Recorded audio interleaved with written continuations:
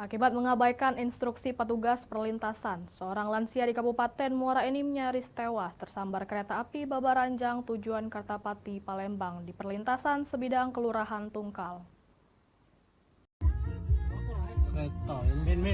Satu unit kendaraan jenis minibus dengan plat kendaraan BG 1879DO yang dikemudikan oleh Amaludin warga Pelitasari nyaris hancur berantakan dan memakan korban jiwa.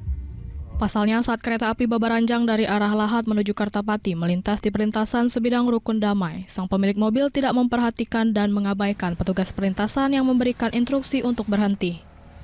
Akhirnya, saat kereta yang sudah mendekat posisi di perlintasan, sopir menginjak rem dan bagian depan kendaraan ringsek dihantam kereta. Beruntung tidak ada korban jiwa pada peristiwa tersebut. Sang sopir yang sudah berusia 70 tahun ini nampak syok usai kejadian. Itu tadi tuh saya sudah nyetop, saya sudah tegak di jalan, itu mobil kereta masuk, saya stop semua kendaraan, termasuk mobil itu bapak tadi. Nah tapi tidak tahu mengapa bapak itu tadi masih maju. Oh itu ya. Dijelaskannya juga posisi pintu perlintasan memang tidak berfungsi sejak lama sehingga petugas terpaksa mengatur agar kendaraan tidak melintas saat kereta lewat.